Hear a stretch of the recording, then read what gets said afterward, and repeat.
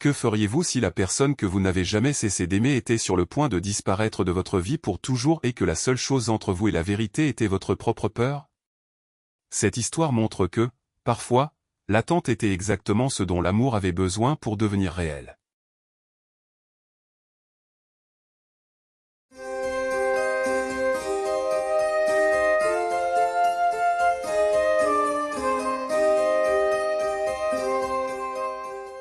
Elena Vasquez inscrivit la dernière boîte au marqueur noir et la posa près de la porte de son appartement de Chicago sans se retourner.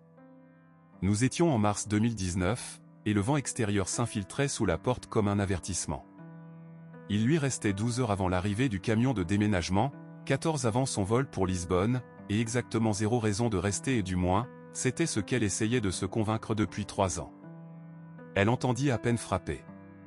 Quand elle ouvrit la porte, Daniel Mercé se tenait dans le couloir, son manteau encore sur le dos et la neige fondant dans ses cheveux sombres, tenant une enveloppe Kraft comme si elle pesait plus qu'elle n'aurait dû.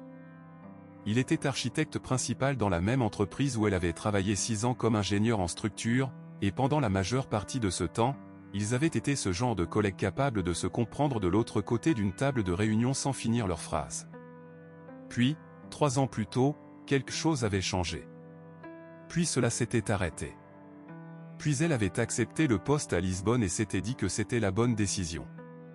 Il regarda les cartons empilés derrière elle et quelque chose traversa son visage avant qu'il ne le maîtrise rapidement.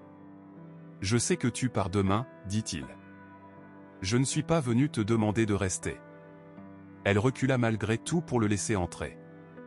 L'appartement sentait le carton et le léger fantôme du café qu'elle avait préparé à 5 heures du matin, quand dormir avait cessé d'être une option. Daniel posa l'enveloppe sur le plan de travail de la cuisine et garda ses mains dessus un instant avant de la lâcher, comme s'il libérait quelque chose qu'il n'était pas certain de devoir libérer. « Qu'est-ce que c'est » demanda-t-elle. « Quelque chose que j'aurais dû te donner il y a longtemps. » Il leva les yeux. « Avant que tu partes, j'ai juste besoin que tu saches que ça existe. » Elle ne l'ouvrit pas tout de suite. À la place, elle mit la bouilloire à chauffer, parce que c'était ce qu'elle faisait quand elle ne savait pas quoi faire de ses mains, et ils restèrent de part et d'autre du comptoir dans ce silence particulier qui avait toujours existé entre eux, le genre de silence qui semblait plein plutôt que vide. Il avait été la première personne qu'elle avait appelée quand sa mère était morte, 2 hivers plus tôt. Non pas parce qu'ils étaient proches, ils ne l'étaient pas officiellement, mais parce qu'il avait perdu son père l'année précédente et qu'elle savait, sans logique particulière, qu'il comprendrait à quoi ressemblait le chagrin à 4 heures du matin. Il était resté au téléphone pendant 2 heures sans essayer de réparer quoi que ce soit. C'était cette nuit-là qu'elle avait compris qu'elle était en danger. Mais Daniel Mercé était le genre d'homme qui gardait une distance prudente avec les choses qu'il désirait le plus. Elle l'avait vu faire au travail brillant, précis, toujours à un pas d'être totalement présent et elle avait fini par accepter qu'elle faisait partie de ces choses qu'il avait décidé de tenir à distance. Alors, quand il n'avait rien dit avant qu'elle reçoive l'offre pour Lisbonne, elle avait cessé d'attendre. Elle servit le thé et fit glisser une tasse vers lui. Daniel l'entoura de ses mains sans boire. « La nuit du projet Henderson, dit-il. La présentation. Tu te souviens de ce que tu m'as dit après ? » Elle s'en souvenait. La semaine avait été terrible. Ils étaient les deux seuls encore au bureau à 11 heures du soir un jeudi, et elle avait dit, sans réfléchir, que travailler avec lui était ce qui s'approchait le plus de ce qu'elle avait ressenti comme étant elle-même au travail depuis l'obtention de son diplôme. C'était plus honnête qu'elle ne l'avait voulu. Il s'était tu de cette manière si particulière qui était la sienne, et elle avait marché jusqu'à l'ascenseur avant de pouvoir aggraver les choses. 2 jours plus tard, il était redevenu distant, et elle s'était convaincue qu'elle avait imaginé ce moment. « Je suis rentré chez moi ce soir-là, dit-il, et je t'ai écrit une lettre. » Il désigna l'enveloppe d'un signe de tête. Cette lettre. Elle regarda l'enveloppe. « J'ai continué à écrire des lettres, dit-il. Chaque fois que j'ai failli dire quelque chose et que je ne l'ai pas dit. Chaque fois que j'ai pensé, puis décidé que j'avais tort de le penser. » Il expira lentement. « Il y en a 11 là-dedans. Je n'en ai jamais envoyé aucune parce que je me suis convaincu que tu méritais mieux que quelqu'un qui apprenait encore à être dans une pièce avec ses propres sentiments. » Elena posa sa tasse. Pendant un instant, l'appartement entier ne fut plus que le bruit de la neige contre les vitres. « Daniel, dit-elle prudemment. Pourquoi es-tu ici la veille de mon départ? Parce que j'ai appris que tu partais, répondit-il, et pour la première fois en 7 ans, j'ai ressenti quelque chose que je n'ai pas réussi à rationaliser. Il la regarda droit dans les yeux. Je ne te demande pas de rester. Je sais que tu as construit ce projet, je sais que Lisbonne est réelle et bonne pour ta carrière. Je voulais juste que tu saches que chaque fois que je prenais mes distances, ce n'était pas parce que tu ne comptais pas. C'était parce que tu comptais trop et que je ne me faisais pas confiance pour ne pas tout gâcher. Elle ouvrit l'enveloppe. Les lettres étaient manuscrites, chacune datée. Elle ne les lut pas toutes. Elle lut la première, écrite la semaine après le projet Henderson, et dut la reposer. Son écriture était petite et appliquée, totalement différente de la manière dont il parlait et ouverte d'une façon qu'il ne s'autorisait jamais à être à voix haute. Il avait écrit sur la manière dont elle argumentait pendant les réunions, précise et intrépide. Il avait écrit qu'elle lui donnait envie d'être meilleur dans sa façon d'être présent. Il avait écrit que cela le terrifiait. Elle lut ensuite la dernière. Elle était datée de 4 semaines plus tôt, quand elle avait annoncé le poste à Lisbonne lors d'une réunion d'entreprise. Elle ne faisait que 3 phrases. Elle disait qu'il comprenait. Qu'il espérait qu'elle serait heureuse. Qu'il était désolé d'avoir mis autant de temps à devenir assez courageux pour être quelqu'un digne d'être choisi. Sa gorge se serra d'une manière qu'elle ne s'était pas autorisée depuis des mois. Elle releva les yeux vers lui. Daniel la regardait avec l'expression d'un homme qui avait déjà accepté une issue particulière et attendait simplement qu'elle arrive. « Tu m'as écrit 11 lettres, dit-elle. »« Oui. Et tu me les apportes la veille de mon vol. »« Je sais, répondit-il. Je sais ce que ça donne. »« Ça ressemble à de la peur, dit-elle. On dirait que tu avais besoin de cette échéance pour te sentir en sécurité. Parce que si je pars quand même, tu n'auras jamais à découvrir ce qui se serait passé. » Il resta silencieux un long moment. Puis, doucement, il dit. « Tu as peut-être raison. » Elle replia la dernière lettre dans l'enveloppe. Son cœur faisait quelque chose de profondément inconfortable et elle avait besoin d'une minute. Il y avait une chose à propos d'Elena Vasquez qu'elle n'avait jamais dite à personne, elle avait quitté toutes les villes qu'elle avait aimées avant qu'elle puisse la quitter en premier. Sao Paulo, Barcelone, New York. Elle déménageait non parce qu'elle était instable, mais parce qu'elle avait appris, quelque part entre le divorce de ses parents et son premier vrai chagrin d'amour à 23 ans, qu'il était plus sûr d'être celle qui décidait quand les choses se terminaient. Lisbonne n'était pas seulement un changement de carrière.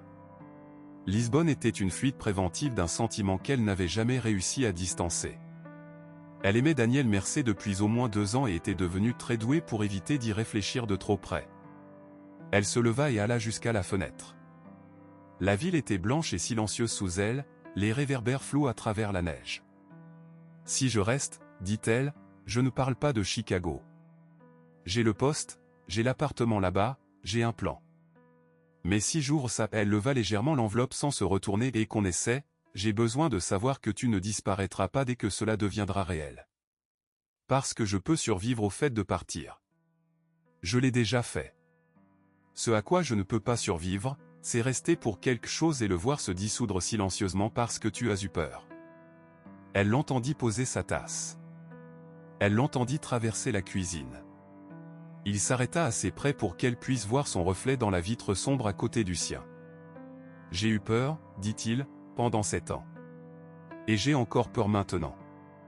Mais j'ai plus peur de te voir monter dans cet avion que de tout ce qui pourrait arriver si tu ne le fais pas. » Il marqua une pause. « Ça, c'est nouveau pour moi. Je veux que tu saches que c'est nouveau. » Elle se retourna. Ils étaient proches de cette manière dont les gens ne se tiennent que lorsqu'ils ont déjà pris une décision, même s'ils ne l'ont pas encore dite à voix haute. Elle pensa aux lettres. 11 lettres. Un homme qu'il avait observé pendant 7 ans et avait tout écrit en secret parce qu'il ne savait pas encore comment le dire à voix haute. Ce n'était pas de l'indifférence. C'était une peur exactement semblable à la sienne, tournée simplement dans l'autre direction. Elle pensa à la confirmation de vol dans son email. Elle pensa à l'appartement déjà loué à Lisbonne, à l'équipe qui l'attendait, à la version d'elle-même qu'elle avait construite pour ne pas avoir besoin de cela. Et alors elle fit un choix pas le plus facile, pas le plus sûr, mais le plus vrai. Elle prit son visage entre ses mains et l'embrassa, et Daniel lui rendit son baiser comme quelqu'un qui attendait depuis longtemps de cesser d'être prudent. Le camion de déménagement arriva tout de même le lendemain matin. Elle monta tout de même dans l'avion. Mais 3 semaines plus tard, Daniel Mercé arriva à Lisbonne avec un bagage cabine et une offre d'emploi d'une entreprise qui essayait de le recruter depuis 2 ans et qu'il avait continué à refuser sans vraiment comprendre pourquoi. Il se tenait dans la petite cuisine de l'appartement qu'elle louait près du Tage, avec le décalage horaire, le café et la lumière du matin entrant par les fenêtres donnant sur une ville qu'elle commençait tout juste à découvrir, et il posa son téléphone sur le comptoir pour lui montrer le contrat signé. « Je ne te suis pas, dit-il. Je choisis ça. Il y a une différence. »« Je sais, répondit-elle. Et elle le savait vraiment. Ils n'étaient plus les mêmes personnes qui se tenaient autrefois de part et d'autre d'une table de réunion à Chicago, prudents et tournant autour de quelque chose. Ils étaient 2 personnes qui avaient passé longtemps à fuir la même chose et qui avaient finalement décidé, séparément puis ensemble, d'arrêter. Les lettres vivaient dans le tiroir de son bureau, les 11, et certains soirs elle en lisait une à voix haute tandis qu'il écoutait sans chercher à se justifier davantage, parce qu'ils avaient déjà dépassé le besoin d'explication. Lisbonne était chaude en mai. Le fleuve sentait le sel et la distance. Et Elena Vasquez, qui avait toujours été celle qui partait, apprit pour la première fois ce que cela faisait d'arriver.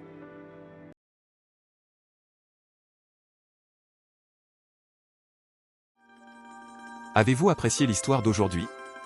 Restez encore un instant. Dites-nous en commentaire, depuis quelle ville regardez-vous? Ce message vous a-t-il touché? Et si vous avez des idées pour de prochaines histoires, partagez-les, votre suggestion pourrait devenir notre prochaine vidéo. Laissez un like si ce message vous a apporté quelque chose. Abonnez-vous pour ne rien manquer des prochaines vidéos. Si vous pensez que quelqu'un pourrait apprécier ce message, partagez-le. Et si vous souhaitez soutenir la chaîne, consultez les liens dans la description. Certains sont affiliés, ce qui nous aide sans coût supplémentaire. Merci beaucoup pour votre présence. À bientôt pour une prochaine vidéo.